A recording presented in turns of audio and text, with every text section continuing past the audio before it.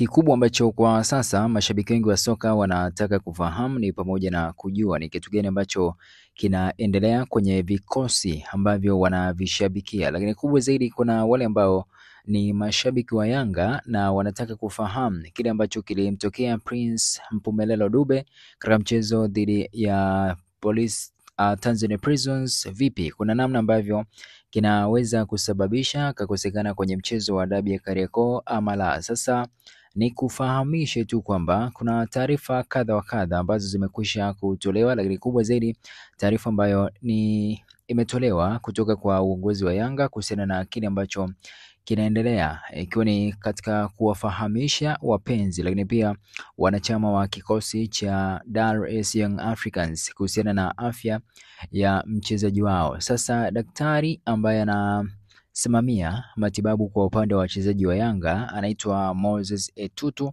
ameweza kutoa taarifa ya kile ambacho alikutana nacho Prince Mpumelelo Dube katika mchezo dhidi ya Tanzania Prisons. Ninukuu kile ambacho ameweza kukizungumza hii leo.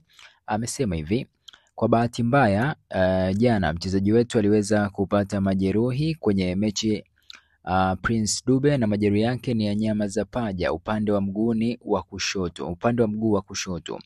Ni nyama za paja zilivutika kwa sana na zikampelekea kupata maumivu. Tumemwanzishia matibabu ambayo ameendelea nayo kwa siku ya jana na leo, na tunategemea kuweza kufanya vipimo zaidi pindi ambapo tutatua Dar es Young African. Vitatupa picha ya ukubwa wa jeraha lake ni la kiasi gani, na tutegemee yeye kurejea uwanjani kwa muda gani, na insha Allah mambo yataenda vizuri na tutampata kabla ya mechi kabla ya hizi ligi, yani mechi za ligi kuu kuweza kutamatika. Hicho ndo ambacho ameweza kukizungumza Moses Etutu, ikiwa ni kwamba bado hata yeye mwenyewe hana majibu ya moja kwa moja kwamba Prince Dube ataweza kukosekana kwa muda gani katika kikosi cha Dar es Young African. Kikubwa tuendelee kusikilizia kwa sababu kuna siku chache sana kuelekea katika mchezo huo, ikiwa ni siku kama 4, ikiwa inamaanisha kuna siku ya Ijumaa,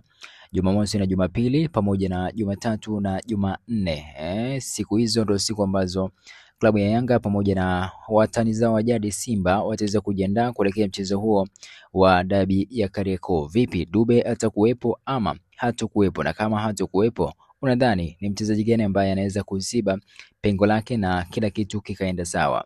Dondosha comment yako hapo, then nitakuja kupita nayo pindi ambapo nitakuletea clip nyingine. Till next time.